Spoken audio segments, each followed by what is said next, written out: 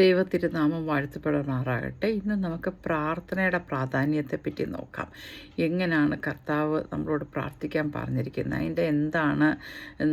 നമ്മൾ ആദ്യമേ കർത്താവ് ശിഷ്യന്മാരോട് പറഞ്ഞിട്ടുണ്ട് എങ്ങനെ പ്രാർത്ഥിക്കണ്ടേ.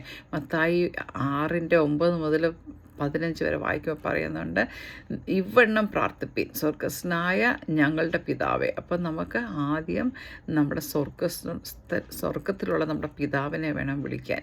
നിൻ്റെ നാമം വിശുദ്ധീകരിക്കപ്പെടും, നീ വാഴ്ത്തപ്പെടും. അപ്പോൾ ആ നാമത്തിനെ വേണം നമുക്ക് വാഴ്ത്താൻ.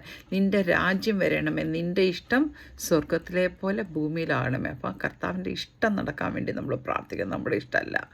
അതേപോലെ നമ്മുടെ കടക്കാരോട് ഞങ്ങൾ ക്ഷമിക്കുന്ന പോലെ ഞങ്ങളുടെ പാപങ്ങൾ. അപ്പോൾ ആദ്യം എന്ത് ചെയ്യേണ്ടത്, നമ്മൾ നമ്മുടെ കടക്കാരോട് ക്ഷമിക്കണം. എന്നാലേ നമ്മുടെ കടങ്ങൾ കർത്താവ് നമുക്ക് ക്ഷമിച്ച് തരത്തുള്ളൂ.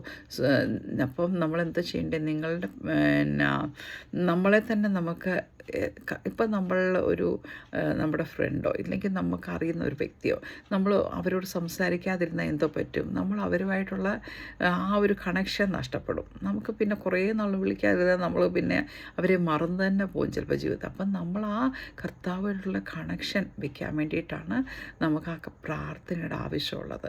നമ്മൾ വൺ വേ അല്ലല്ലോ, നമുക്ക് ഒരാൾ പ്രാർത്ഥിക്കുമ്പോൾ വൺ വേ അല്ലല്ലോ, ഇങ്ങോട്ടും കൂടെ പറയുന്ന കേൾക്കണ്ടേ. അപ്പം നമുക്ക് ആ കർത്താവിൻ്റെ സന്നിധിയിൽ കുറച്ച് നേരം ഇരിക്കണം. നമ്മൾ പ്രാർത്ഥിച്ച് കഴിഞ്ഞിട്ട് കർത്താവിന് എന്തെങ്കിലും നമ്മളോട് പറയാനുണ്ടോ നമ്മൾ കേൾക്കണം. ആ സന്നിധിയിൽ മൗനമായിട്ട് തന്നെത്താനിരുന്ന് കുറച്ച് നേരം സ്പെൻഡ് ചെയ്യുമ്പം കർത്താവ് നമ്മളോട് സംസാരിക്കും. ചിലപ്പോൾ ബൈബിൾ വായിക്കുമ്പോഴായിരിക്കും അതിൽ കൂടെ ആയിരിക്കും സംസാരിക്കുന്നത്, പാട്ട് പാടുമ്പോഴായിരിക്കും സംസാരിക്കുന്നത്. പക്ഷേങ്കിൽ ആ സന്നിധിയിൽ കുറച്ച് നേരം നമ്മൾ time alone with God spend ചെയ്യണം.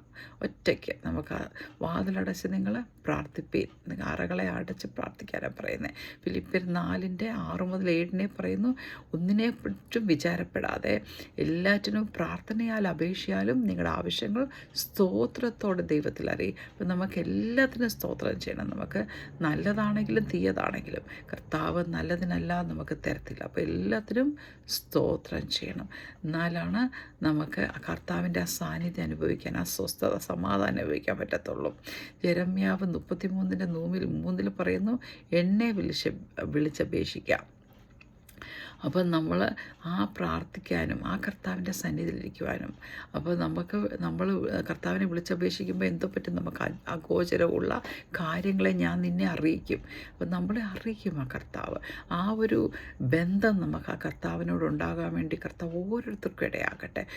സമയം നമുക്ക് ഒറ്റയ്ക്ക് ആ സന്നിധിയിലിരിക്കുവാൻ, ആ കർത്താവിനോട് സംസാരിക്കുവാൻ, ആ ഹിതം മനസ്സിലാക്കുവാൻ കർത്താവ് ഓരോരുത്തർക്കും ഇടയാകട്ടെ. God bless you all.